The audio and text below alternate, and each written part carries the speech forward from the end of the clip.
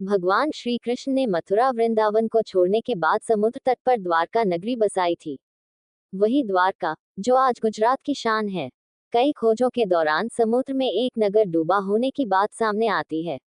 दरअसल समुद्र में समाये यह नगरी द्वापर युग में कान्हा द्वारा बसाई गई द्वारका ही है, जो कौरवों की माता गांधारी और ऋषियों द्वारा दिए गए शाप के कारण तहस नहस हो गई।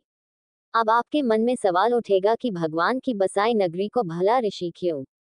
महाभारत के युद्ध में पांडवों की विजयी हुई।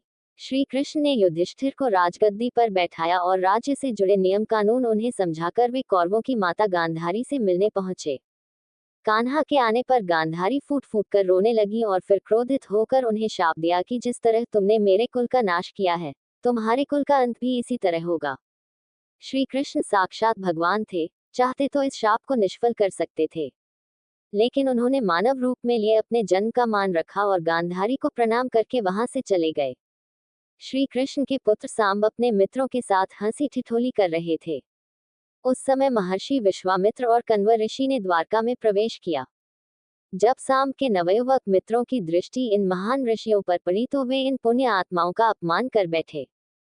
इन युवकों ने सांब को एक महिला के वेश में तैयार किया और महर्षि विश्वामित्र तथा कण्व ऋषि के सामने पहुंचकर उनसे बोले, ये स्त्री गर्भवती है, आप देखकर बताएं कि इसके गर्भ से क्या उत्पन्न होगा। दोनों ही ऋषि युवकों के इस परिहास से अत्यंत क्रोधित हुए और उन्होंने कहा कि इसके गर्भ से एक मूसल उत्पन्न होगा, जिससे तुम जैसे दुष्ट, असभ्य और क्रूर लोग अपने समस्त कुल का नाश कर लेंगे।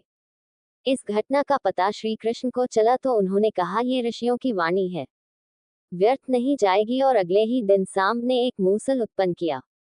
इस मूसल को राजा उग्रसेन ने समुद्र में फिकवा दिया।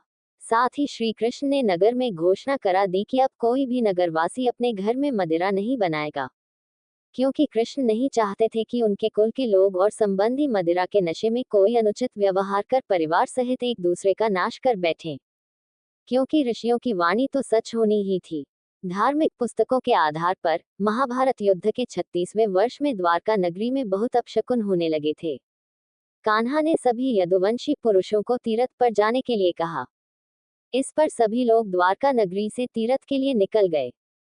प्रभास क्षेत्र में आने पर विश्राम के दौरान किसी बात पर ये लोग आपस में भिड़ गए। ये बहसबाजी झगड़े में बदली और झगड़ा मारकाट में बदल गया। इस दौरान ऋषियों का शाप इस रूप में फलीभूत हुआ कि सांब ने जिस मूसल को उत्पन्न किया था, उसके प्रभाव से प्रभास क्षेत्र में खड़ी एरका घास को लड़ाई के दौरान जो भी उखाड़ता, वो एरका घास मूसल में परिवर्तित हो जाती। ऐसा मूसल जिसका एक प्रहार ही व्यक्ति के प्राण लेने के लिए पर्याप्त था। इस लड़ाई में श्री कृष्ण के पुत्र प्रद्युम्न भी मारे गए। इस तरह की वीडियो देखने के लिए हमारे चैनल को लाइक, शेयर, सब्सक्राइब करें।